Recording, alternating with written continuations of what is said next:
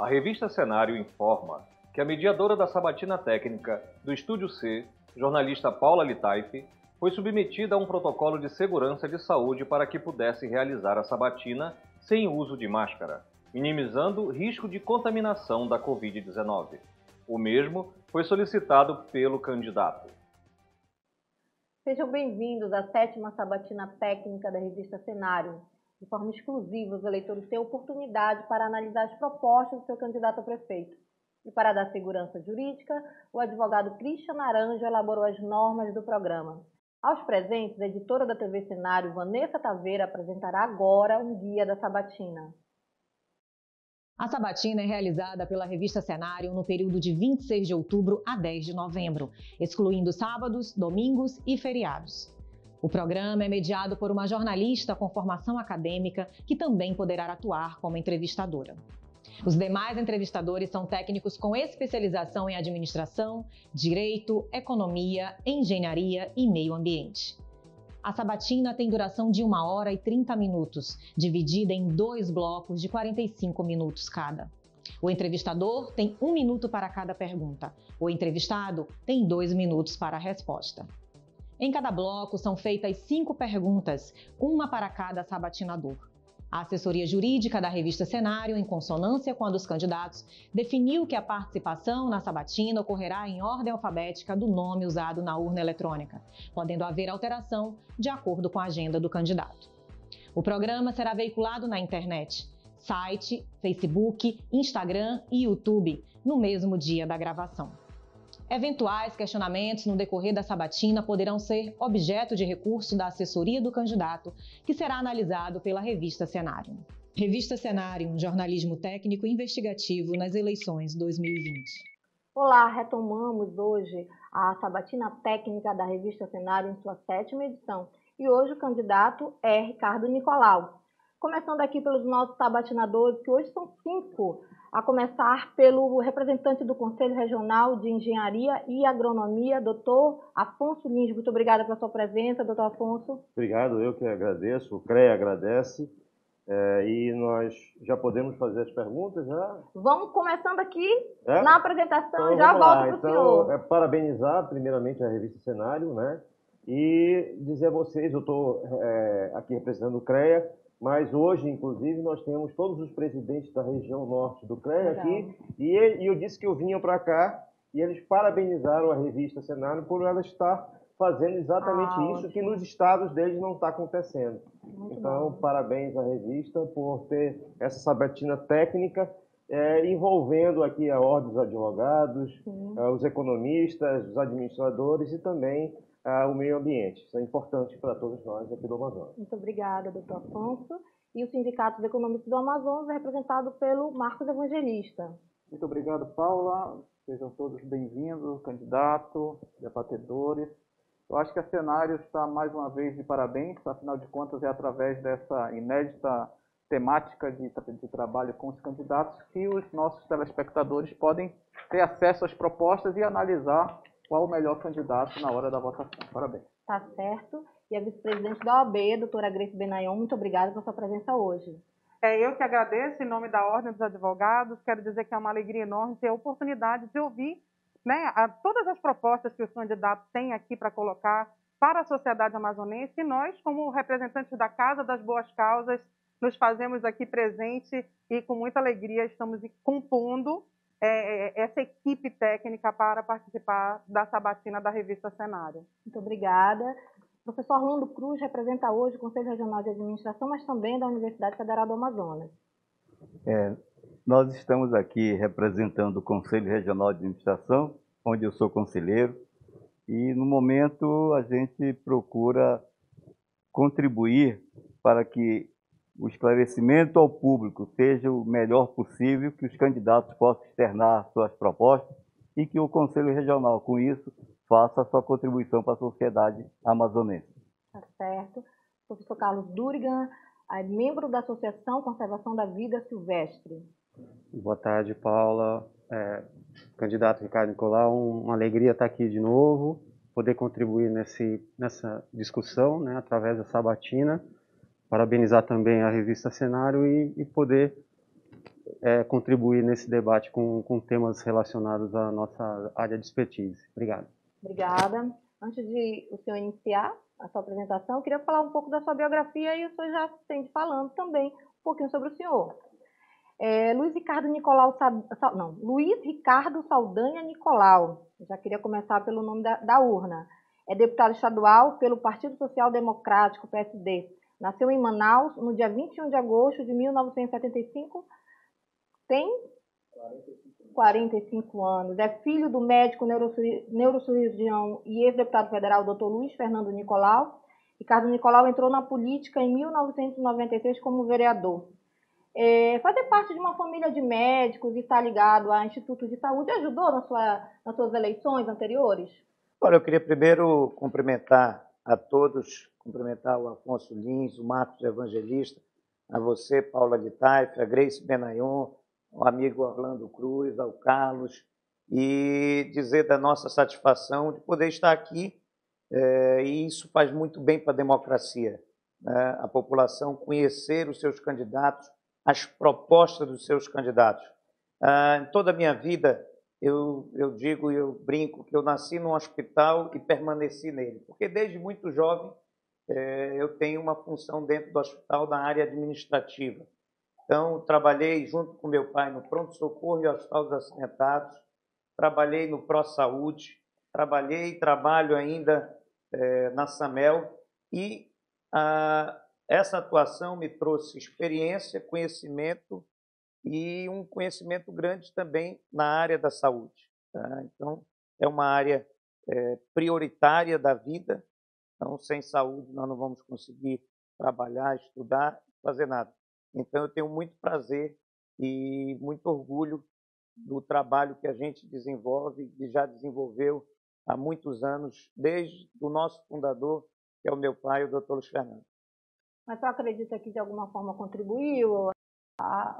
Porque a saúde é uma necessidade básica da população que muitas vezes o Estado, aí eu não me refiro ao Estado enquanto governo, mas enquanto Estado de direito, eles acabam falhando nisso, né? Falhando muito. Infelizmente, e aí a saúde, as instituições tentam suprir essa falta. Infelizmente, a saúde no nosso Estado, ela não anda bem há muito tempo.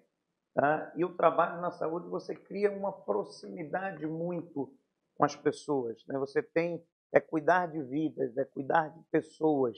Então, é lógico que você tem uma ligação muito forte com os pacientes e com os familiares. E o trabalho que a gente desenvolve é um trabalho de prestação de serviço. Então, a prestação de serviço, ela, logicamente, tem um contato direto com as pessoas. Vamos começar a falar agora também sobre trânsito com o CREA. Uma crítica que muito se ouve na cidade é que não há engenharia de trânsito por parte da Prefeitura de Manaus. Aumenta o número de carros e o trânsito está cada vez mais caótico em vias como Djalma Batista e Constantino Neri.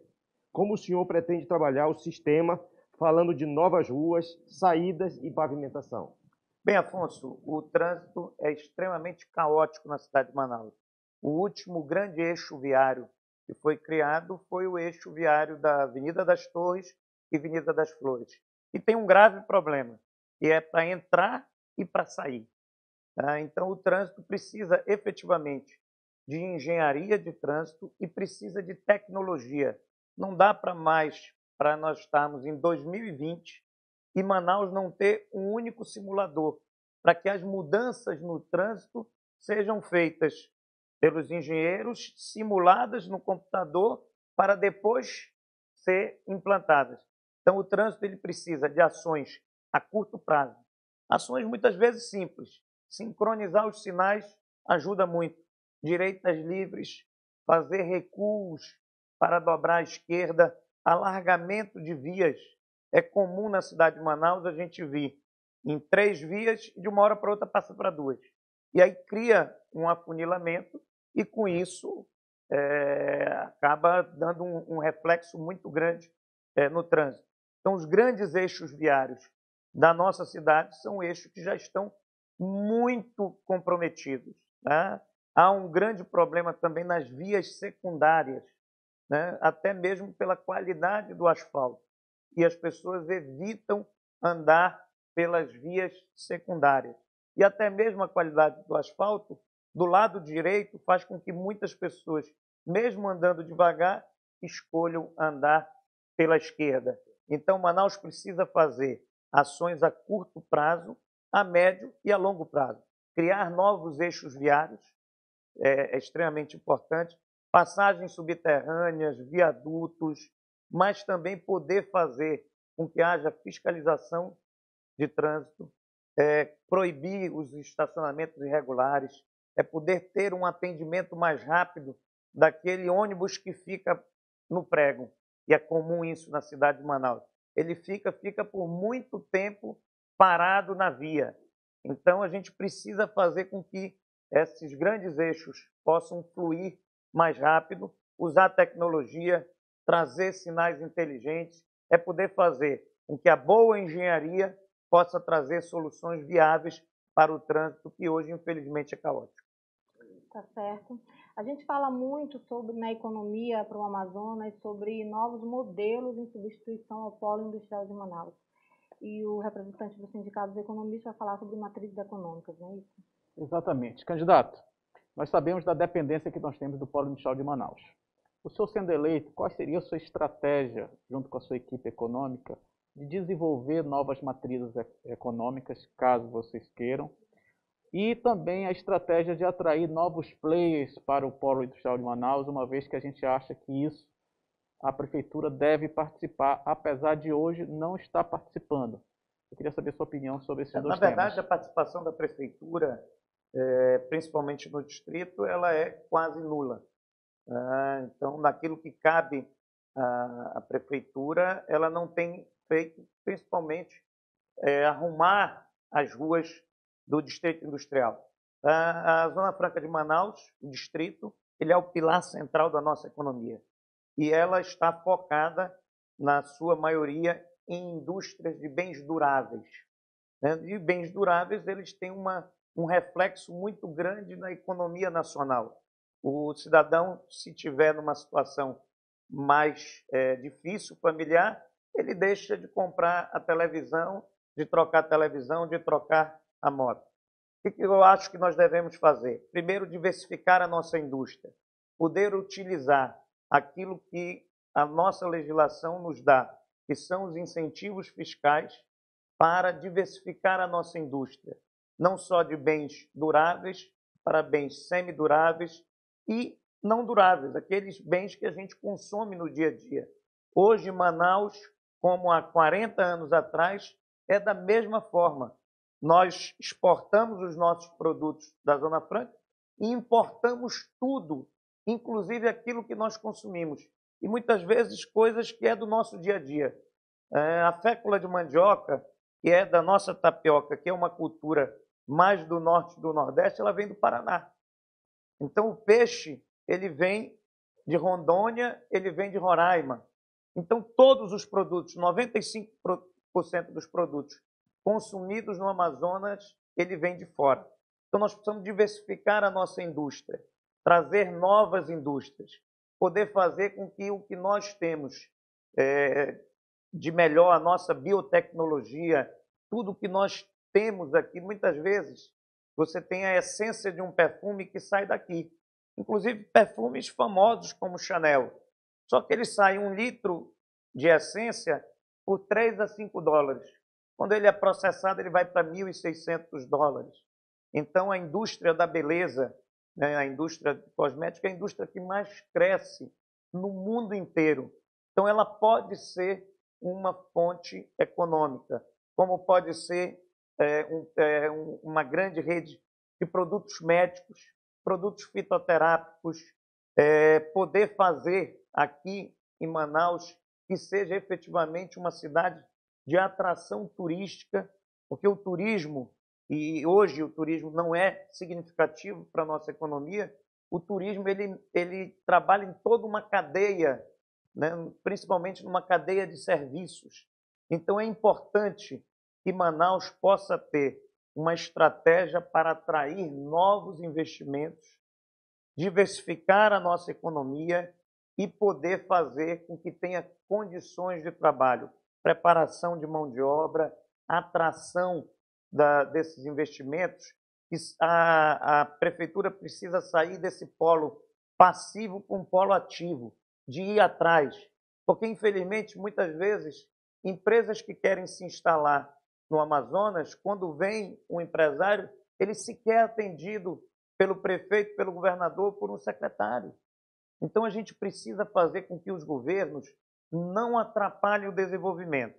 Se eles não atrapalharem, já vão estar ajudando muito. Desburocratizar, fazer com que aqueles que querem ampliar ou trazer novos negócios, eles encontrem aqui na cidade de Manaus um lugar atrativo para trazer investimentos e, com isso, gerar emprego, gerar renda e a economia como um todo poder melhorar. A pandemia, ela trouxe um grave problema de saúde, social e econômico. Nós não sentimos tanto esse ano porque houve uma participação muito grande do governo federal em investimentos, tanto para o Covid como para compensar as quedas de receita. Então, a prefeitura não teve problema, o governo do estado não teve problema. 1,5 milhão de pessoas receberam no estado do Amazonas o auxílio emergencial, que foi bom para quem recebeu, mas também foi muito bom para a economia. Então, ano que vem, não terá mais isso. Precisará de estratégia, planejamento, competência para fazer uma reconstrução da economia da nossa cidade. Carlos Durin quer fazer uma observação sobre sua resposta? Candidato Ricardo Nicolau, uma complementação relacionada a esse tema da economia, relacionado à questão ambiental, que é o tema que hoje em dia nós atuamos, várias frentes em Manaus, inclusive, desenvolvem projetos voltados à bioeconomia, né? E que é digamos, um leque de oportunidades para Manaus e para o estado do Amazonas impressionante, né? Nós temos hoje na esfera do município diversas organizações que já atuam nesse sentido e as próprias instituições, né, como o INPA, as universidades. Como o senhor acha que a prefeitura pode contribuir nesse sentido de criar frentes de oportunidade, num momento que é até paradoxal que a gente tem vivido muitas vezes de gente tentando dissociar, por exemplo, o desenvolvimento econômico da questão ambiental? Eu acho que as duas coisas têm que andar em conjunto e nós podemos utilizar as nossas potencialidades para gerar renda, gerar emprego, lógico que respeitando o meio ambiente. Tá? Nós temos aqui o Centro de Biotecnologia da Amazônia, um grande espaço que até hoje não trouxe nenhum resultado, nenhum produto estudado, pesquisado e colocado no mercado. Então, eu sempre digo que é muito importante nós trabalharmos com pesquisa, com desenvolvimento, mas que tenha o produto acabado e que ele possa gerar um produto para ser comercializado. Então, você pega o Centro de Biotecnologia da Amazônia. No mesmo ano, né, na mesma época, no México foi criado um Centro de Biotecnologia. O do México andou, tem muitos produtos sendo comercializados e o nosso não tem um único produto. Então, nós temos que poder dar o equilíbrio, gerar emprego, gerar renda, usando as nossas potencialidades e poder respeitar o meio ambiente. E não tem nenhum estado que tenha um potencial tão grande quanto o estado do Amazonas. Mas nós não podemos também ter um estado com potencial, um estado rico, uma natureza rica, uma bioeconomia podendo ser utilizada e uma população, uma renda familiar tão baixa e com uma economia tão baixa e com índice de desenvolvimento baixo. Então, a gente precisa buscar o equilíbrio necessário, mas usar as nossas potencialidades para gerar emprego, renda e preparar a Manaus para o futuro. Tá certo, candidato. Vamos falar agora sobre participação popular, mais voltada para a mulher. A gente percebe que a maioria dos candidatos tem aí uma visão muito romantizada até e lúdica da participação da mulher na gestão pública, sempre dizendo, minha mãe que toma conta da minha casa, existe uma mulher como chefe de gabinete, mas a gente não consegue ver de forma concreta quais são os projetos que o candidato tem de fato para a inserção da mulher, né, na gestão pública municipal. E a vice-presidente da OAB vai lhe fazer uma pergunta sobre esse assunto. Bom, Ricardo, nós sabemos que o número de mulheres eleitoras é um número significativo e expressivo. Mas, apesar disso, as mulheres não têm muitas condições de ocupar os espaços de poder, seja em razão das dificuldades de disputar as eleições, seja em razão de não terem oportunidade, em que pese a gente sabe que existe a questão da meritocracia, a questão da capacidade real e efetiva na escolha, não apenas por uma questão de gênero, mas por uma questão de capacidade. E eu gostaria de ouvir do candidato quais seriam as oportunidades das mulheres na sua gestão. Uma pergunta. Outra, quais são as suas propostas, né, voltadas não apenas para a saúde da mulher, porque a gente sabe que um dos índices mais assustadores a nível nacional de câncer do colo do útero é aqui na nossa cidade de Manaus, né? É o campeão, lamentavelmente, né? E nós sabemos que isso é muito ligado à saúde, tem expertise na área, no segmento. Eu gostaria de saber o que seria de diferenciado na sua gestão como prefeito, focado para as mulheres? Olha, Grace, eu acredito muito na capacidade e na força da mulher. E a mulher tem demonstrado, pela sua capacidade, a conquista no mercado de trabalho privado. Então, não por nenhum favor, mas sim por competência. Hoje a mulher ocupa vários cargos, cargos de chefia, cargos importantes. É lógico que ainda há, mesmo nós estando em 2020, ainda há discriminação, ainda há diferença de salário.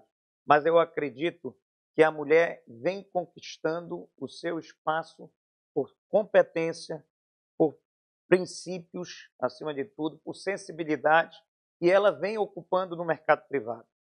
A grande diferença é no público. Você vê que a participação das mulheres nos parlamentos, ela é muito pequena. E ela é um desequilíbrio muito grande. Quando você olha para o mercado privado, você já vê a mulher tendo uma ascensão muito grande nos cargos de chefia e sendo até muito respeitadas pela sua competência. Mas quando você vai para os parlamentos e para os governos como um todo, essa participação é muito pequena. Tá? E aí tem vários fatores. Um dos fatores que eu acredito também é que a mulher, como todos nós, estamos muito desacreditados da política. E por estar desacreditado, inibe, faz com que as pessoas de bem não queiram mais entrar e ingressar na política. E isso é muito ruim para o nosso futuro. Tá? A legislação ela já mudou, trazendo cotas para a mulher como candidata e com financiamento público de campanha. Então, para que não haja, tem um recurso definido. Agora, eu acho que caberá a todos nós a incentivar as mulheres a participar do processo eleitoral e das mulheres poderem ocupar cargos eletivos, ter no parlamento a representatividade e poder ter a sensibilidade que a mulher tem, que a mãe tem, e que isso não se substitui por nenhum homem. Eu acredito muito na participação, como eu acredito que nós devemos ter um trabalho muito focado na mulher. Nós fomos a única candidatura e montamos um comitê da mulher. Esse comitê é para discutir políticas públicas em defesa da mulher. E desse comitê já saíram algumas propostas. Né? A Casa de Acolhimento da Mulher. Por quê? Hoje a mulher que é violentada, que tem uma violência doméstica, se ela for numa delegacia denunciar o agressor, para onde ela volta? Para onde ela foi agredida. E muitas vezes a agressão pode ser maior. Né? Então, a Casa de Acolhimento da Mulher é para que ela tenha um lugar seguro para ela, para os filhos, tenha apoio psicológico, apoio jurídico, e ela volte para o seu lar depois das medidas protetivas e fazer com que o homem deixe a casa e a mulher possa voltar. E, paralelo a isso, ter um auxílio financeiro, para que não haja dependência financeira e a mulher ter que engolir certas coisas que não deve fazer. A rede de proteção da mulher também para que possa ajudar. A questão da saúde é fundamental. Manaus é o campeão em câncer de colo de útero. Então, em nenhum estado brasileiro nós temos essa proporção. Em nenhum estado brasileiro o câncer de colo de útero é o mais incidente, só no Amazonas. E é um câncer prevenível. É um câncer que você pode prevenir com a vacinação, com o diagnóstico, com o diagnóstico através dos preventivos e agora por meio líquido, que é mais preciso, e fazer a conização, que aí você acaba cortando o mal pela raiz. Então, é um câncer que a gente pode evitar e que, infelizmente, hoje é um mau exemplo que a saúde do Amazonas dá para o mundo todo, porque nós servimos de exemplo quando se refere no câncer de colo de útero, em hanseníase, em tuberculose, em tantas outras doenças que são características, um percentual muito grande, da cidade de Manaus e do estado do Amazonas. Perfeito. Eu queria só fazer uma consideração no sentido de que a OAB tem, nessa gestão agora, o Observatório das Candidaturas Femininas, justamente com esse objetivo. Nós já estamos buscando celebrar o convênio com o TRE, com o Ministério Público, objetivando justamente fomentar a participação das mulheres, sim, na política e garantir que seus direitos sejam resguardados.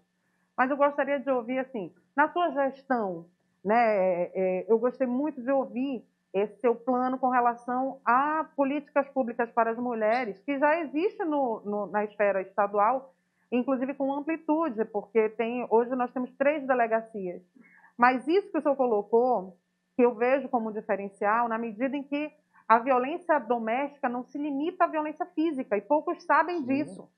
Ela é violência patrimonial, ela é violência moral, ela é violência sexual, enfim, ela se estende. Então, ter esse psicológica, ter esse olhar abrangente e buscar políticas públicas nesse sentido é um diferencial. Eu fui autor de uma lei que pune o agressor. Então, existe a Lei Maria da Penha, que eu acho que é um avanço para as mulheres, para a violência como um todo, e eu fui autor de uma lei que pune o agressor no bolso. Então, o que o Estado for gastar através da ação dele, seja na delegacia ou seja num hospital, ele vai ter que ressarcir o Estado.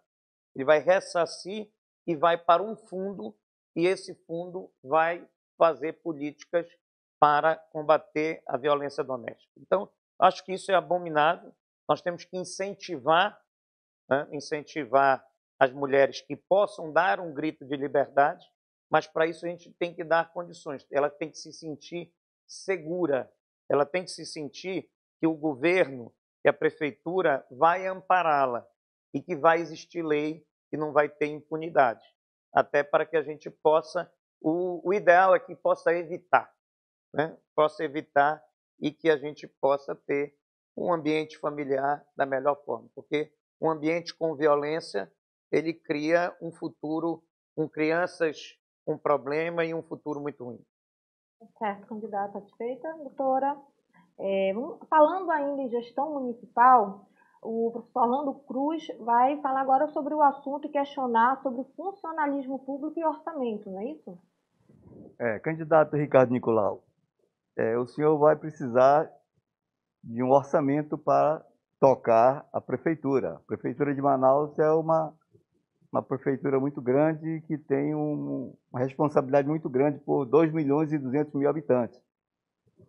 Esse orçamento que o senhor vai gerir esse ano de 2021, ele tem uma redução, o senhor sabe. O orçamento foi reduzido de 6,6 bilhões para 5,6 bilhões. Então, o senhor vai começar já apertando o cinto. Isso faz com que o senhor vá reduzir a máquina, vá tratar de que forma o funcionário público municipal. Como é que o senhor vai trabalhar essa redução do orçamentário? Olha, Orlando, eu particularmente não acredito numa redução de 1 bilhão. Você falou de 6,5 para 5,5. Há uma previsão orçamentária de 6,2 e uma redução em virtude até do coronavírus em torno de 500 milhões. O que nós pretendemos fazer, primeiro, que o funcionário ele tem os seus direitos respeitados. Então, nós precisamos respeitar e dar todas as condições necessárias para que o nosso funcionário preste um bom serviço, tenha qualidade de trabalho e a valorização do seu trabalho através do seu salário. Fora isso, poder garantir uma previdência, porque Manaus tem uma previdência própria. Tá? Eu vejo agora, esse ano, com muita preocupação, que a Prefeitura sancionou uma lei que suspendeu de maio até dezembro toda a parte patronal da Manausprev. Então, isso vai ficar um rombo, vai ficar um vazio que terá que ser recompensado. Tá? Então, fora a queda da arrecadação, você vai ter aí algumas ações da atual Prefeitura que vai comprometer as próximas gestões. Manaus nunca esteve tão endividada, ela nunca recorreu a tantos empréstimos. Tá? Então, é preciso fazer. Mas, muitas vezes, quando se fala em queda de arrecadação, os governos eles pensam como substituir isso. Muitos pensam em, vamos aumentar taxa, vamos aumentar impostos. E não cumprem com um dever de casa, que é de trazer eficiência no serviço público. Tá? Eu tenho uma proposta e um desafio nosso de reduzir em 50% o custeio. Para você que é administrador, se nós formos falar isso em uma empresa, a pessoa não vai nem me escutar, vai me botar para correr. Porque em uma empresa que tem que ter eficiência, tem que ter controle de gastos, tem que ter qualidade, ela não tem 50% dos seus custos, ela já teria fechado as suas portas. Né? Mas no poder público, infelizmente, nós temos valores muito altos de produtos e serviços. Nós precisamos colocar esses produtos para o mercado, o valor de mercado. Há muita ineficiência e há muito desperdício. Então, se você corrigir isso, e eu vejo a prefeitura como se fosse uma empresa grande. E uma empresa grande, ela tem que ter uma gestão competente. Nós vamos criar um centro de custos, vamos criar um centro de distribuição. Não dá para não ter organização nas compras e uma secretaria comprar uma caneta de 30 centavos, a outra comprar de R$1, a gente não ter a certeza que todos os produtos efetivamente entram. Então, a gente precisa fazer com que tenha transparência, as compras possam ser com valor de mercado e todos os produtos sejam filmados. Todo o fornecedor que for entregar vai ter que filmar a nota e filmar o produto. Não dá para uma empresa que não é fabricante de caneta, por exemplo, vender 100 mil canetas e ela ter comprado 10 mil de uma fábrica. Da onde saíram essas outras? Então, a gente precisa ter um rigor, corrigir erros, fazer com que a gestão possa funcionar de verdade, economizar aonde tem que economizar, sem comprometer serviços, sem comprometer salários, porque não há possibilidade de redução de salários, isso é proibido por lei, e a gente poder fazer com que uma gestão correta possa sobrar recursos para os investimentos, porque Manaus precisa de muitos investimentos. Manaus precisa vencer muitos desafios, vencer desafios na saúde, na segurança pública, na infraestrutura da cidade, no trânsito, no transporte. Então, Manaus não está numa situação de manter aquilo que está. Muito pelo contrário, Manaus precisa enfrentar os seus problemas e precisa vencer desafios. E, para isso, vai precisar de recursos. E esses recursos nós vamos fazer fazendo o dever de casa, cuidando melhor das finanças do município e também buscando recursos federais. O Amazonas é o único estado do norte e do nordeste que arrecada muito mais recursos do que recebe. Só que, infelizmente, os nossos índices não são diferentes do Piauí e do Maranhão. Então, nós precisamos fazer com que haja mais investimentos do governo federal. Por que não há muito investimento do governo federal? Porque a prefeitura não se habilita. O SUS per capita menor de todas as capitais é Manaus. Então, a gente precisa trazer investimentos do governo federal, precisa corrigir e economizar, e nós podemos também buscar investimentos internacionais, principalmente na área de meio ambiente. Você vê que o saneamento básico da nossa cidade é em torno de 12%. Né? Manaus é a grande metrópole da Amazônia brasileira. Todos os seus igarapés são poluídos. O saneamento básico é muito baixo.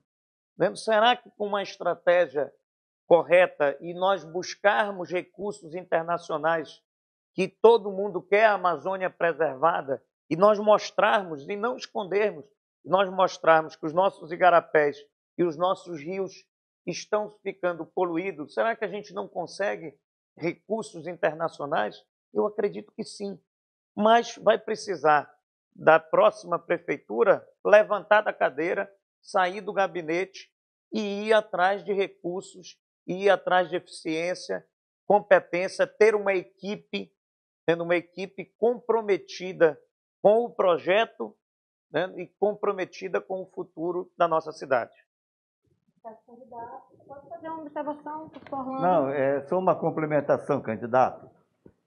O senhor já tomou conhecimento que o Conselho Federal de Administração em Brasília estabeleceu uns índices de governança municipal e ele faz um trabalho mostrando como é que está a gestão municipal, tanto na parte finanças, na parte de recursos humanos, e esses índices caem muito bem no que o senhor está pretendendo fazer, que é saber como é que a máquina está funcionando e resultado dessa máquina. O que o senhor tem a dizer sobre isso? Sim, eu acho que é fundamental, eu acho que nós precisamos ter metas. Não dá para a prefeitura prestar um serviço sem metas, sem prazos, sem qualidade de serviço. Tem que ter uma avaliação. Quem é o cliente da prefeitura? É a população. A população precisa avaliar os serviços. Em uma empresa, se você não tiver eficiência, não tiver qualidade, não tiver controle de custo, você fecha as portas. Se o teu cliente não for bem atendido, ele não volta na sua empresa. O poder público não tem isso, porque é um cliente obrigatório. Ninguém pode deixar de pagar os impostos. Ele não pode optar em pagar ou não pagar. Tá? Então, nós precisamos ter metas, nós precisamos ter planejamento, nós precisamos ter eficiência para poder fazer com que haja um equilíbrio. A Manaus tem hoje em torno de 42% de comprometimento com folha de pagamento. Tá? Há um comprometimento agora com a dívida, tá? O que não era, isso veio agora, faz pouco tempo. Há alguns anos atrás, a dívida da prefeitura era em torno de menos de 50 milhões. Hoje é 3 bilhões e 800. Então, ela teve um alto endividamento e o pior de tudo, que não foi um endividamento para melhorar a economia.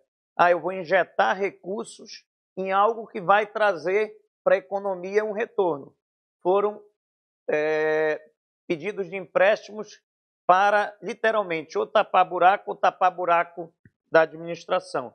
Então, eu sou extremamente contra a você trazer empréstimos para aquilo que é uma responsabilidade e que tem orçamento para fazer.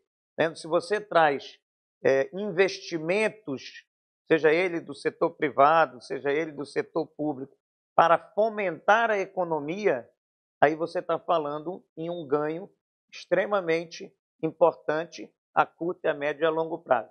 Agora, você fazer financiamento para cumprir com questões menores ou para tapar o rombo, isso é muito ruim porque compromete o futuro. Nós temos que ter a preocupação com o futuro.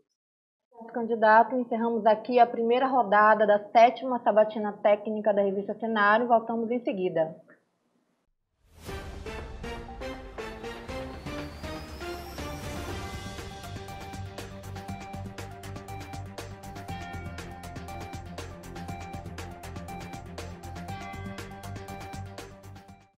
Retomamos agora a sabatina técnica da revista Cenário e vamos começar com uma pergunta do membro da Associação Conservação da Vida Silvestre, professor Carlos Dúriga. Saneamento básico, não é isso, Carlos? Isso, Paula. Candidato Ricardo Nicolau, a gente já estava ouvindo um pouco isso, né, sobre a questão do saneamento, e nós temos justamente essa questão, né, o Instituto Trata Brasil, em 2019, fez esse levantamento, mostrando que Manaus está entre as 100 cidades que foram levantadas, Manaus está na 96ª, né, só tem 4 piores que Manaus nesse levantamento, com 12% da questão do tratamento. Estamos vivendo, né, uma época de pandemia e alguns estudos têm mostrado que a Amazônia é também celeiro de algumas endemias, né, importantes, como a leishmaniose, Chagas, a malária mesmo, bem consolidado. Alguns estudos mostrando o aumento das endemias causadas pela água não tratada, como é o caso das hepatites, né? E Manaus sempre está bem mal posicionado nessa questão do saneamento, e hoje a gente vê mais do que nunca a necessidade de que a cidade esteja preparada, porque a cidade tem crescido sempre, né? Manaus tem uma taxa de crescimento alta, e ao mesmo tempo a gente quer atrair investimentos, quer atrair turismo para a cidade, então ter uma cidade bem cuidada é importante. Como o senhor pretende trabalhar essa questão do tema de saneamento, relacionado com essa questão também da saúde e do meio ambiente melhor utilizado? Olha, Carlos, como você bem falou, Manaus tem 12% de cobertura, né? É muito baixo.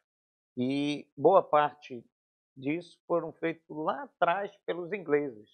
Você pega no centro da cidade, são manilhas, aquelas manilhas de barro, né? E até numa dimensão proporcional à época, não proporcional aos dias de hoje.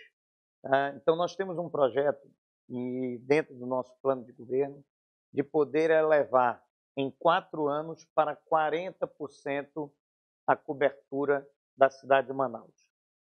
Como fazer isso? Nós temos uma concessionária que nós precisamos, além de fiscalizar e cobrar, buscar parcerias. Olha, a prefeitura precisa fazer muito sistemas de drenagem. Há ainda muitas áreas de alagamento.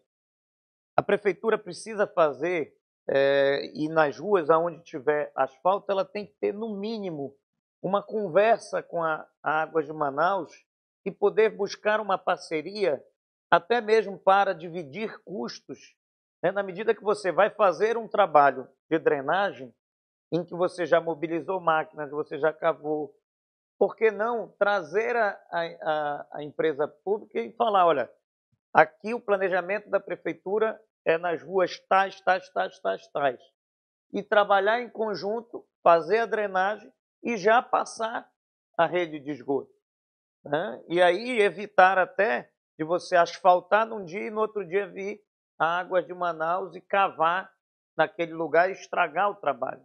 Então tem que ter, no mínimo, um entendimento e um planejamento para trabalhar em conjunto, né? Trabalhar em conjunto a Águas de Manaus e a Prefeitura de Manaus para dividir despesas, né? Não vai sair nem tão pesado para a empresa, nem tão pesado para a Prefeitura, e poder fazer em conjunto, né? Então eu acho que o saneamento é algo fundamental.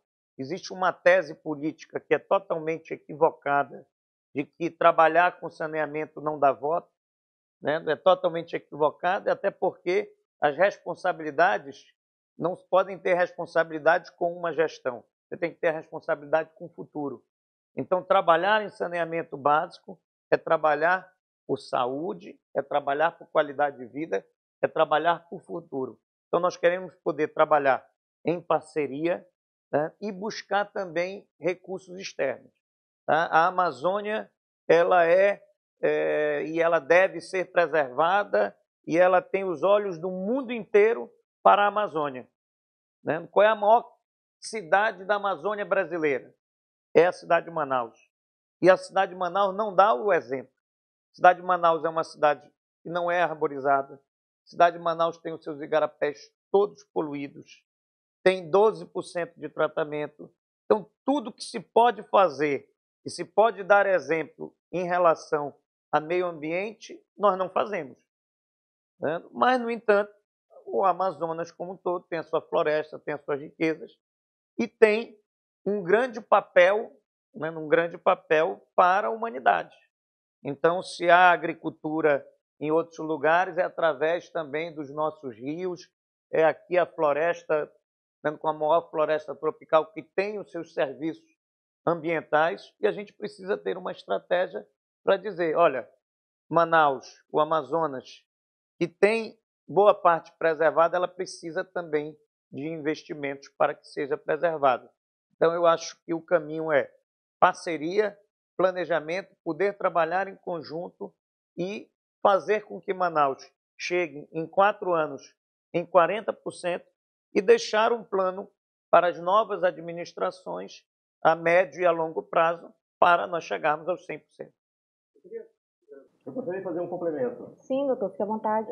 Na verdade, quando falo em concessionárias, eu queria ampliar um pouco mais, como energia elétrica, água, esgoto, gás, telefonia e dados, trânsito, tudo isso englobado. E a prefeitura trabalhando nesse sentido. Porque hoje nós temos um problema com esse novo viaduto e, na verdade, não houve conversa da prefeitura com a companhia de gás. Tanto é que teve que haver um rebaixamento e hoje determinados veículos não podem passar pelo viaduto que nós temos recém-inaugurado. Sim, isso foi um grande absurdo, né? Nós precisamos ter essa integração, Afonso. Tudo que se refere à infraestrutura da cidade precisa ter um planejamento. Só que as concessionárias como um todo, elas precisam saber da prefeitura aonde serão as intervenções, como serão feitas e como você pode fazer em conjunto. O gás natural. O gás natural ela é, sem dúvida nenhuma, uma grande fonte de energia renovável, uma fonte que respeita o meio ambiente, mas que tem uma rede pequena. Agora, bem pouco tempo atrás, que chegou no Distrito Industrial, e nós temos uma rede pequena. Desde 1986, quando foi descoberto o gás em Urucu, e depois, quando foi processado, é reinjetado. Então, nós estamos reinjetando gás todos esses anos e com uma grande necessidade, né, de poder ter gás encanado para diversas atividades, né, diversas atividades da indústria residencial, e nós não temos. Então, a gente vê muitas vezes um emaranhado de fios na cidade, então, porque acaba um fazendo de acordo com a sua cabeça. Então, nós não temos subterrâneo. Então, a gente precisa ter planejamento, chamar todas as concessionárias e demonstrar de forma clara, olha, planejamento da prefeitura é fazer isso. Vai ser feito assim, nesse prazo. Quem tiver serviços que façam agora, porque não dá para permitir que vem um, faz uma coisa, aí vem outro e desfaz porque tem um outro interesse. Então, tem que se ter planejamento. Mas quando a prefeitura faz as coisas assim, sem coordenação, nem uma secretaria não conversa com a outra. Os controles das secretarias são feitos manualmente, são feitos na pastinha ou em planilha de Excel. Então, nem as unidades elas se conversam. Então, a gente precisa fazer com que haja essa integração para que os serviços sejam feitos da melhor forma possível. Tá certo, candidato. Antes de passar para um outro técnico, eu queria lhe fazer uma pergunta voltada à questão política, não partidária, mas política pessoal. O senhor declarou ao Tribunal Superior Eleitoral um patrimônio de R$296 mil. Em 7 anos, o Grupo São Melo, do qual sua família faz parte, faturou em notas fiscais mais de 100 milhões de reais. Como isso pode ser explicado? A sua família não tem lhe repassado nenhum prolabore? Deixa eu te falar. Na verdade, o Grupo Samel, ao longo desses anos, faturou até muito mais. Com a prefeitura, o que acontece? A Samel sempre trabalhou com planos de saúde, né? E ela trabalhou para a prefeitura, né, com o plano de saúde da prefeitura que desconta dos funcionários. Sim. Né? E muitas vezes, e por isso até que a Samel deixou de atender a prefeitura, ela desconta do funcionário, mas não repassa para os fornecedores. Né? E tem fornecedores da Manaus Med que não recebe há mais de um ano. Há mais de um ano que não recebe. E por isso, quase nenhuma unidade de saúde atende mais a Manaus Med. Tá? A minha declaração de bens é como pessoa física. O Ricardo Nicolau, que com 21 anos foi vereador da cidade, exerce o seu 5º mandato de deputado estadual. Tá? E eu recebo um salário de R$ 18.400 líquido, que é um bom salário, mas eu, como qualquer cidadão, temos as nossas despesas. Eu tenho que pagar a faculdade da minha filha, a escola das minhas filhas, funcionários da minha casa, condomínio, água, luz. E eu, como pessoa física, como funcionário público que tem um salário, não consegui fazer fortuna. Todo o nosso patrimônio, que graças a Deus foi construído com mais de 40 anos de trabalho, exclusivamente com a iniciativa privada, exclusivamente com o trabalho do Grupo Samel. Todo o nosso patrimônio ele é da empresa. Até porque o Ricardo Nicolau, graças a Deus, eu não preciso de patrimônio. Eu não preciso ter no meu nome patrimônio para dar garantia, para ter empréstimo, para fazer qualquer investimento. Então, tudo que a nossa família construiu através de muito trabalho é do patrimônio das empresas que fazem parte do Grupo Samel. Eu, pessoa física, declaro aquilo que eu ganho do meu salário. E eu confesso a vocês que eu acho até, e eu fico impressionado como pessoas que têm um alto padrão de vida, que são funcionários públicos que vivem de salário e têm um patrimônio grande. Eu, particularmente, não consegui, tenho 5 mandatos de deputado estadual e fui vereador da cidade de Manaus. Graças a Deus, ganho bem, tenho uma boa vida, mas com a política eu não consegui formar patrimônio. Então, todo o nosso patrimônio é fruto da nossa empresa e do nosso grupo empresarial. Além da Samel, a sua família administra o Instituto Pro Saúde. Caso seja eleito, o senhor pretende continuar, ou sua família, ou vocês já falaram sobre isso, e manter em funcionamento esses institutos? A Sociedade Pro Saúde começou há muitos anos atrás. Tá? E o Pro Saúde é uma clínica popular. Ela é uma clínica que tem valores menores do que o valor normal. Então, ela é uma clínica consolidada de muitos anos, tem vários pontos da cidade de Manaus, cumpre um papel num nicho de mercado que mais cresce na saúde. Eu acredito que a saúde, como um todo, nesse mercado privado, e no mercado como um todo, ela vai ter o SUS, que a maior parte da população depende do SUS, ela vai ter os planos de saúde, na sua grande maioria, com rede própria, por causa dos custos na saúde. São custos que crescem muito e vai chegar um ponto que ninguém vai conseguir mais pagar as despesas hospitalares. São despesas altíssimas.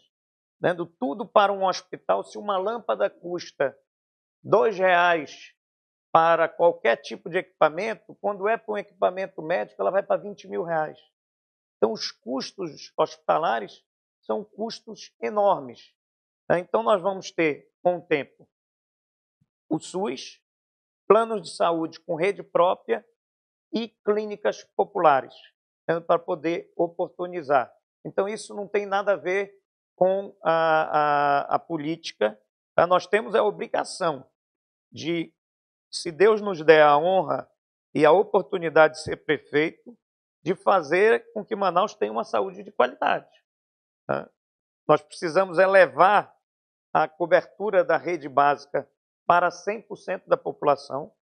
Né? Nós estamos propondo criar os CAIs, são Centros de Atendimento Integral à Saúde, que tenha ambulatório de especialidades e que tenha exames de imagem e exames laboratoriais. E nós também temos o nosso primeiro hospital municipal voltados às cirurgias eletivas.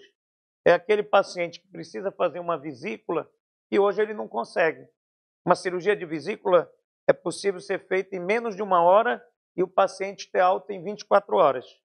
E hoje o paciente vai e volta do pronto-socorro, não consegue fazer, muitas vezes complica, tem pancreatite, tem que ir para uma UTI por causa de uma simples vesícula. E é um compromisso meu e um compromisso do meu candidato a vice, Dr. George Lins, que é médico, urologista e cirurgião, de nós podermos fazer com que a saúde de Manaus seja uma saúde muito melhor. E eu vou usar a experiência que eu adquiri em 30 anos trabalhando na área médica para poder fazer com que Manaus tenha uma saúde de qualidade que possa dar bons exemplos, não os exemplos ruins que nós temos hoje. Então serão mantidos os institutos pró-saúde independente da Não, saúde? são coisas que andam com as suas próprias pernas e de acordo com o que o mercado for ditar, é que vai ter o futuro deles, se eles vão crescer, se vão diminuir. A participação que eu tive no Pró-Saúde foi uma participação importante, fui coordenador, fui administrador por muitos anos. Tá? Agora já está nas mãos de outras pessoas que estão tocando e só Deus vai saber se vai crescer, se vai aumentar, se vai sair de Manaus, se vai para outros estados. É uma área que está em crescimento no Brasil todo. Tá? E eles têm um planejamento de crescimento em Manaus, inclusive fora. Retomando as perguntas técnicas com o Dr. Afonso Lins, do CREA. Bem, tramita na Câmara Municipal de Manaus a lei de auto-vistorias, que muito interessa aos engenheiros. Essa lei disporá sobre as rotinas de inspeção periódicas para as estruturas públicas, sejam elas edificações ou infraestruturas, além de instituir os planos de manutenção para esses empreendimentos, de forma a orientar os seus responsáveis acerca das atividades de manutenção preventiva e ou corretiva. Enfim, será uma lei que proporcionará mais segurança para a estrutura física da cidade de Manaus.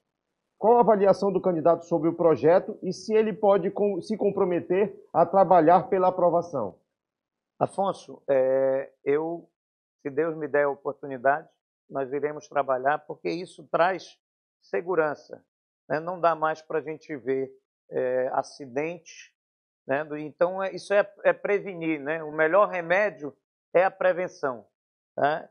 E eu acredito também que o poder público precisa dar exemplo. Né? A gente fala em acessibilidade. Tem que ter acessibilidade. Você vai nos prédios públicos, não tem acessibilidade. Né? Você tem que ter todas as licenças, né? Seja licenças sanitárias, seja licença de bombeiro. Os prédios públicos, nenhum passariam. Então, há um contrassenso. Aquele que cobra da iniciativa privada o cumprimento da lei, ele mesmo não cumpre. Né? Você vê que há uma exigência de você ter estação de tratamento da ETS, estação de tratamento de efluente. E você trata o seu esgoto e depois de 1 segundo, quando você coloca na rede que não é tratada, já não valeu de nada. Né? Então, a gente tem que o poder público, dar exemplo. Eu fui presidente da Assembleia em 2011 e 2012. E nós fizemos algumas modificações efetivas lá. Nós economizamos 40% no custeio. Nós fomos a única instituição da América Latina a ter a tripla certificação de qualidade.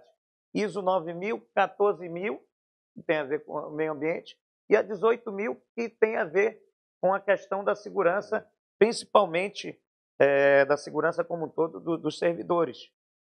Fizemos concurso público, dobramos praticamente o patrimônio. E nós buscamos fazer o quê? Dar o exemplo. Eu vou dar um outro exemplo que é comum nas repartições. As repartições não têm software. Elas não têm nem os programas, o software próprio, e muitos trabalham com programa pirata. Como é que pode o poder público trabalhar com programa pirata? Qual é a moral que o poder público tem perante a cobrança com os empresários se ele não dá o exemplo? Então, eu acredito que o poder público precisa dar o exemplo, precisa corrigir, né? Precisa cuidar do dever de casa, né? E, logicamente, poder fazer o cumprimento das leis como um todo. Tá? Então, a cidade e Manaus, ela precisa de muita organização e ela precisa de carinho, ela precisa de cuidado. As pessoas estão carentes, né, de atenção. Né? Não dá mais para a gente ter uma unidade de saúde que a pessoa tenha que ir 4 horas da manhã para pegar uma ficha. Não dá mais para uma criança estudar em uma escola alugada, né, que não foi preparada para ser uma escola em condições não adequadas. Então, a gente precisa cuidar de Manaus e precisa preparar a nossa cidade para o futuro. Não a preocupação do momento.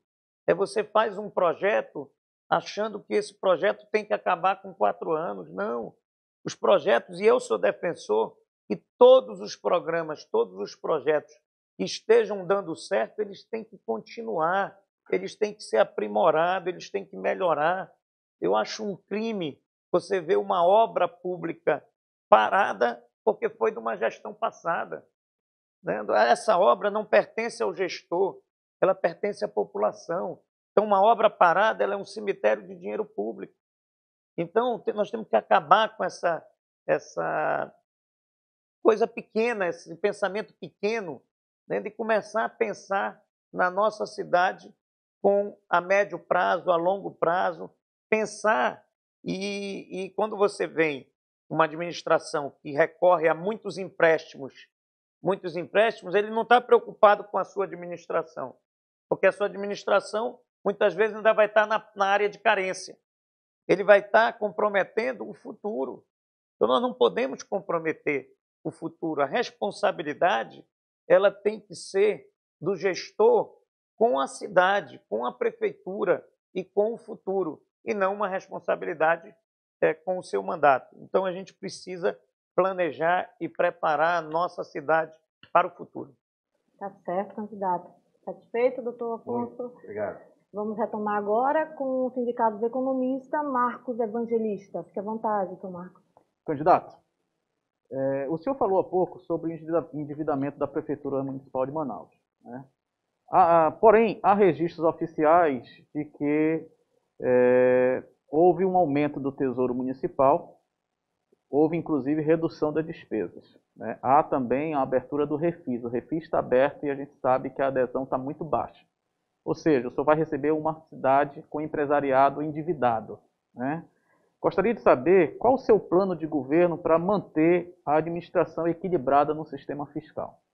Ora, quando eu falo de endividamento, é porque se você for pegar ano a ano, a prefeitura nunca esteve tão endividada. É lógico que ela tem ainda capacidade de endividamento, ela tem capacidade de investimento, mas ela tem efetivamente um custo muito alto e tem um endividamento alto. Tá? Então, nós precisamos fazer com que esse equilíbrio ele tenha também um equilíbrio na prestação de serviço. Então, você não pode pensar até porque a prefeitura ela não é banco. Então, você tem que pensar em redução de custeio e ampliação de investimento. Tá? Todos os serviços públicos precisam de serem ampliados. Então, eles vão precisar de investimentos. E isso importará em custeio também. Então, nós precisamos fazer com que exista um equilíbrio. A receita do município é boa, mas as despesas não. Tá? Os valores que são gastos nos contratos são muito altos. Os produtos que são adquiridos pela prefeitura são muito altos e estão fora de todos os padrões. Então, nós precisamos tratar a prefeitura como um órgão profissional. Não pode ser feito tudo a bel prazer. Um faz de um jeito, outro faz do outro, um compra de um jeito, outro compra do outro. A gente precisa ter uma organização. Tá? O único setor que é mais organizado, né, em termos de tecnologia, é a Receita. A Receita ela é organizada, tem cruzamentos e tal. Mas quando você vai para as secretarias, não tem organização. Né? Não tem controle de estoque, não tem controle de gasto, não tem controle de performance, não tem controle de nada. Então a gente precisa fazer com que haja equilíbrio. Né? E nós precisamos economizar nos excessos, porque Manaus precisa de muitos investimentos. Tá? E algumas coisas, algumas prioridades, que na minha avaliação não são prioridades para a cidade. Eu vou lhe dar um exemplo. Ano passado, a prefeitura gastou 131 milhões só em propaganda. 131 milhões. Aí quando você vai para o outro lado, o Fundo de Combate às Drogas, R$0, nem R$1. E é um grande problema de várias famílias, a maioria das famílias tem problemas com drogas. Foi gasto R$0. O incentivo a micro e pequenas empresas, o fundo, 1.198.000. Qual é a diferença? Toda a política de juventude, esporte e lazer, 20 milhões. Na sua grande maioria, com folha de pagamento. Então, nós temos que ver o que é prioritário para Manaus e poder investir cada centavo naquilo que é prioritário para a cidade de Manaus. Lógico, e buscando equilíbrio. Né? Você não pode gastar mais do que você recebe. Né? E não gastar também em coisas supérfluas que vai faltar para aquilo que é preciso. É como na economia de uma família. Se você gasta dinheiro com coisas que não são importantes, vai faltar para aquelas que são importantes. Se você gasta mais do que você recebe, você vai ter um alto endividamento e a tua qualidade de vida vai ser cada vez pior, porque você vai passar boa parte do seu salário para pagar juros, para pagar dívida e o teu nível de vida vai piorar. Então, assim, é o básico. Manaus precisa fazer o básico, fazer com que o equilíbrio, tenha o equilíbrio e que a gente tenha prioridade. Claro, fique à vontade. E a sua opinião sobre o Refis? Olha, eu acho que a gente precisa rever a questão dos refis. Não dá para fazer refis todos os anos. Tá? Então, você tem algumas dívidas, algumas dívidas que às vezes não é interesse da prefeitura ou do prefeito em cobrar, tem dívidas de empresas de ônibus que não são cobradas. Né? E essas empresas de ônibus prestam um péssimo serviço, ônibus velhos, sem condições, recebem subsídio e não são executadas as suas dívidas. Então, a gente precisa ver essa carteira de dívidas para poder cobrar, né? E o refis, né, ele é importante em alguns casos, mas ele passa, quando você tem refis todos os anos, ele passa uma mensagem ruim para os empresários, dizendo o seguinte: olha, se você não pagar o seu imposto, vai chegar um refis no final do ano para resolver o problema. Então, eu acho que a gente tem que rever isso.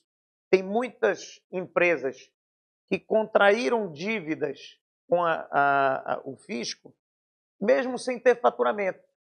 Né? Só por não ter dado baixo ou não ter suspendido, por uma questão formal, ela está com uma dívida e está, muitas vezes, protestada. Né? Ela está protestada. Então, a gente precisa ter e buscar o equilíbrio.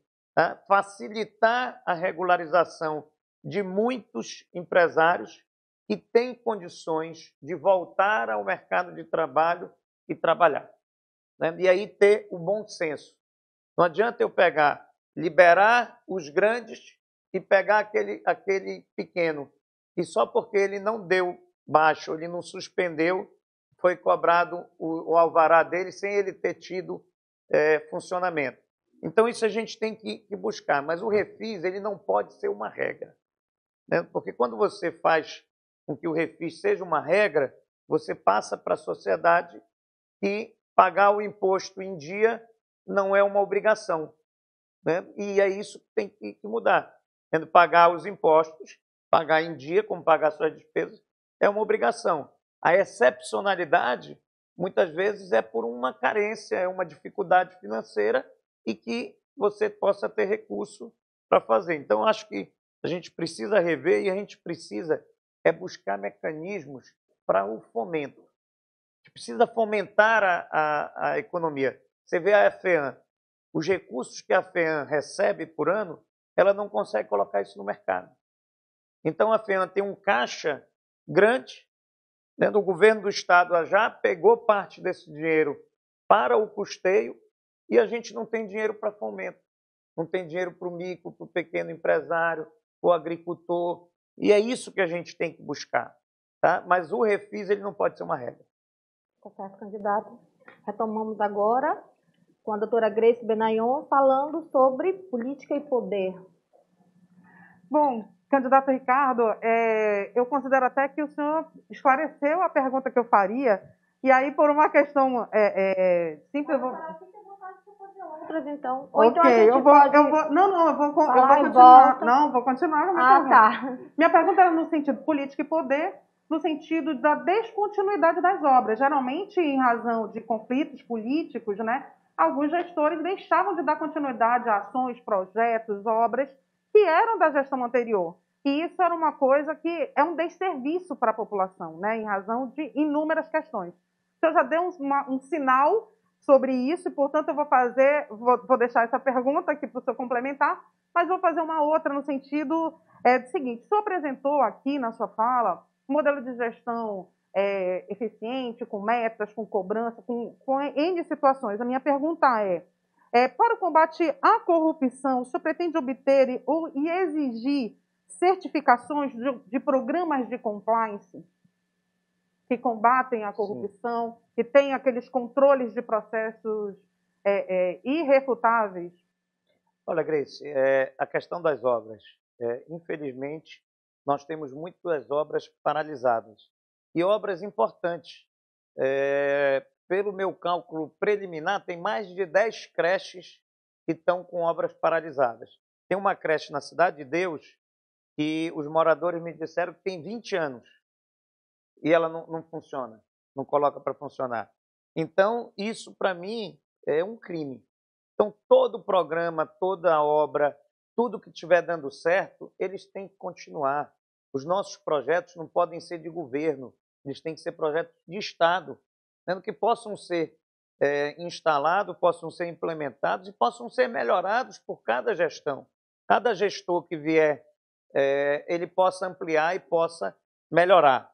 Tá? Quanto à governança, quanto ao compliance, ele é primordial, né? Nós já temos a legislação, as leis que já obrigam a governança, mas ele não pode estar só no papel, né? Então, ele não pode estar da boca para fora e só no papel. E ele tem que ser de cima, né? Então, o líder maior, ele dá os direcionamentos. Quando você tem um líder maior que não respeita as leis, acaba todo mundo não respeitando. Se você tem um líder que respeita, todo mundo vai respeitar. Então, a gente tem que dar os direcionamentos, fazer os controles e fazer com que a gente possa ter o compliance não como uma palavra bonita, né? E possa ser efetivamente feito. E nós vamos ter algumas atitudes, algumas ações que vão diminuir, né? Vão diminuir muito as possíveis atos de corrupção. Né? Quando você vai filmar, quando você vai pegar lotes, você vai rastrear lotes, você já vai diminuir. Quando você tem um centro de distribuição, você centraliza e você já diminui.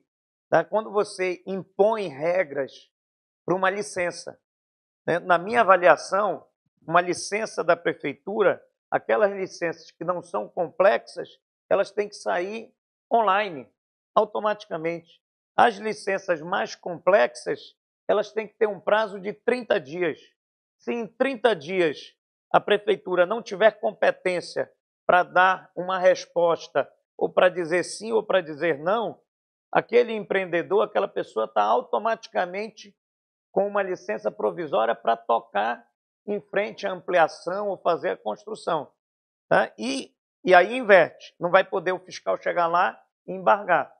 Ele vai ter que dar prazo para corrigir possíveis erros, a não ser que seja uma fraude. Ele pediu para ser um supermercado e montou um posto de gasolina.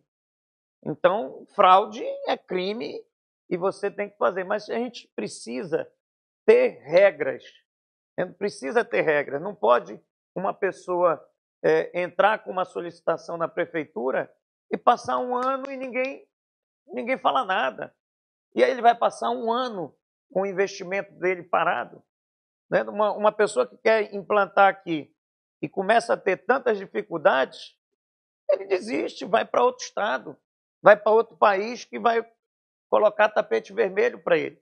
Então a gente precisa fazer com que ações impeçam essa troca de favores, vender facilidade, fazer dificuldade para vender facilidade. Então, algumas normas, algumas ações já vai impedir com que haja possíveis deslizes.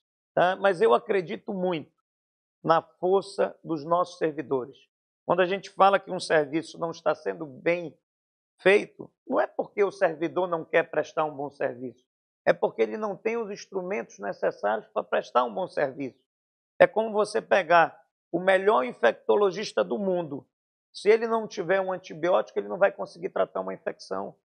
Então, você precisa dar os instrumentos para que os servidores possam trabalhar e possam cumprir com a sua função e com o seu dever. Tá certo, candidato. Satisfeita, doutora? Vamos agora com o professor Orlando Cruz, do Conselho Regional de Administração. Vai perguntar sobre plano diretor. Candidato Ricardo, a cidade de Manaus implodiu, transformou-se numa grande favela. E nós temos um plano diretor. O plano diretor está em vigor, trata da cidade como um todo. E esse plano diretor, ele praticamente a gente não vê ele ser aplicado em nada. Que saudade nós temos das nossas calçadas. Como é que a cidade de Manaus é uma cidade sem calçada? Mas lá no plano diretor diz que é obrigado a ter a calçada. Professor, essa questão que eu falo, o papel cabe tudo. Né? O que tem que fazer é a implantação. Tá? O nosso plano diretor, ele teve algumas mudanças no gabarito dos prédios, em algumas exigências que muitas vezes essas exigências não condiz com a realidade. Né? Não condiz com a realidade.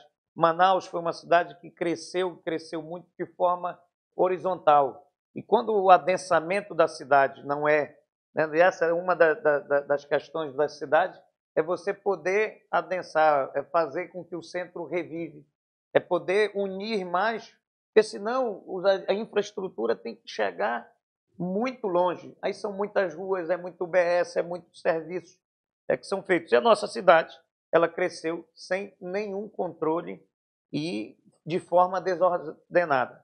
Tá? Então, a gente tem um plano diretor, mas você tem áreas e que isso prejudica muito.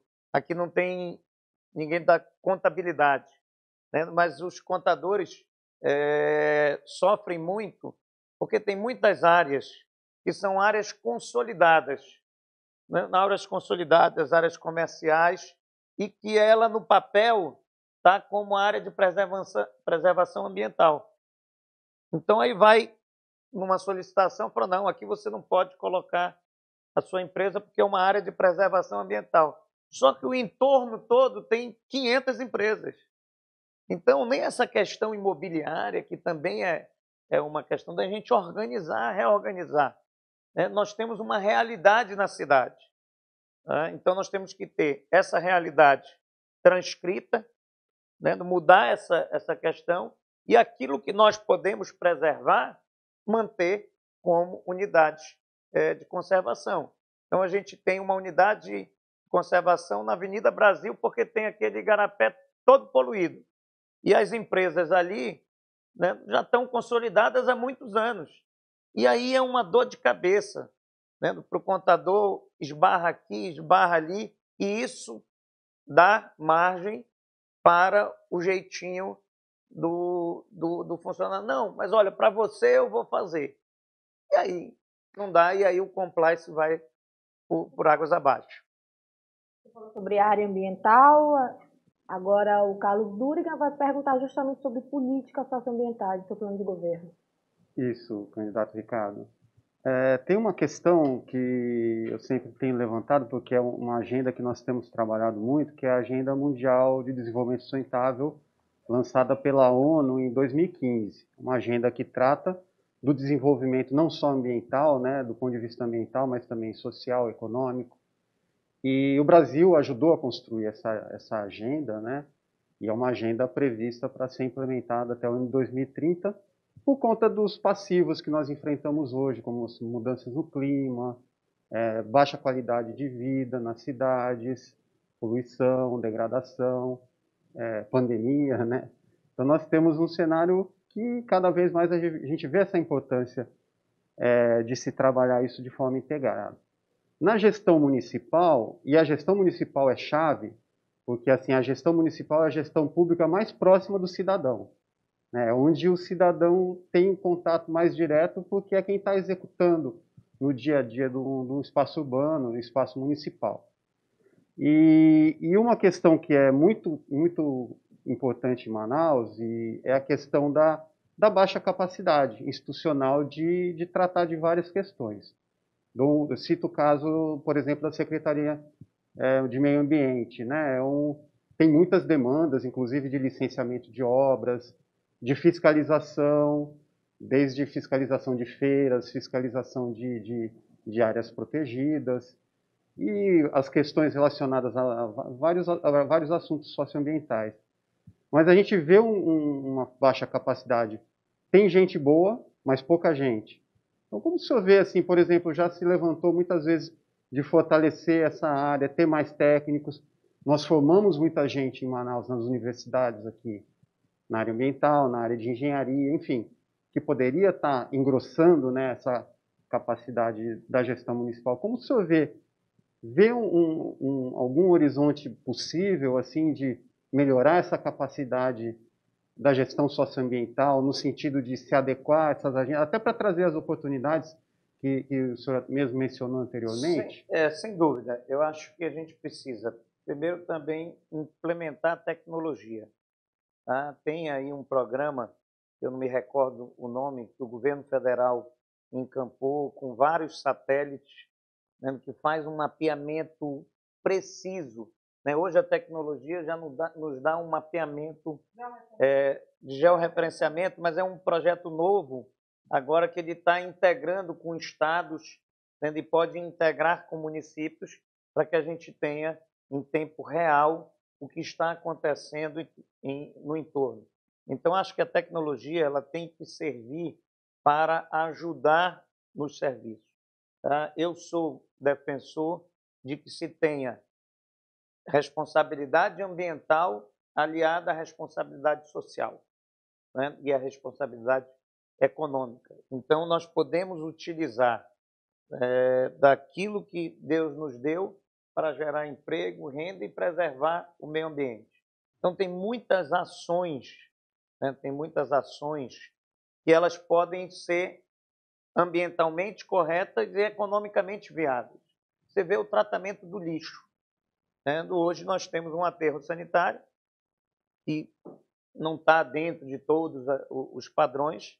A gente desperdiça muito alguns resíduos que poderiam ser transformados, poderiam ser reciclados e virar recurso e virar fonte de renda.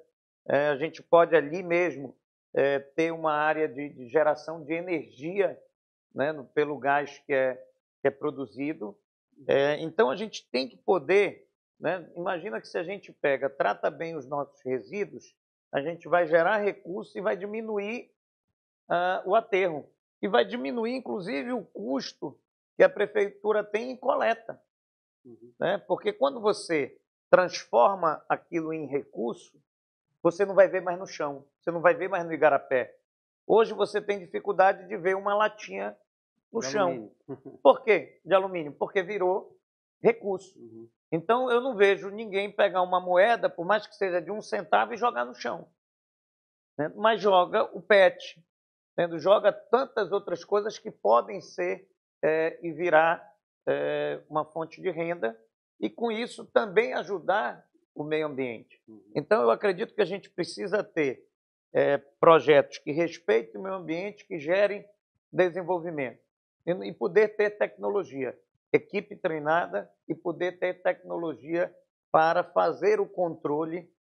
E eu não sou favorável a que seja as licenças ambientais. Você tem licenças que para o empresário é muito caro você ter. Então você tem que fazer um estudo muito detalhado para ter uma licença que às vezes inviabiliza. Quando você tem uma licença que demore muito, isso atrapalha o desenvolvimento. Então a gente precisa refazer toda essa questão dessa malha, ver o que nós podemos preservar, né, do que nós podemos também reflorestar, quais são as áreas que a gente pode trazer mais árvores. Você recuperar, né? Recuperar, você tem bairros inteiros que você não vê quase uma árvore. Então é você poder fazer um processo, é lógico que é um processo mais demorado, mas um processo que possa ser a médio e a longo prazo tenha resultados. E que precisa ser iniciado, né? Tem que dar o pontapé inicial. Você vê que Manaus, que é no Amazonas, onde tem a maior floresta, é uma das cidades menos arborizadas. Então, um contrassenso. Na malha viária, né? Na malha viária é um contrassenso. E a nossa temperatura é aquela temperatura que todos nós conhecemos e sentimos. Então, a gente precisa fazer com que as ações precisam continuar, precisam começar, continuar e que tenha resultados. Podem até ações não ter resultados imediatos, mas são resultados que para o nosso futuro são importantes. Muito bem, candidato, a gente agradece a resposta. E vamos encerrar agora a 7ª edição da Sabatina Técnica da Revista Cenário, agradecendo os presentes sabatinadores. Muito obrigada, doutor Afonso, por mais uma vez estar aqui conosco, do CREA. Muito obrigada mesmo.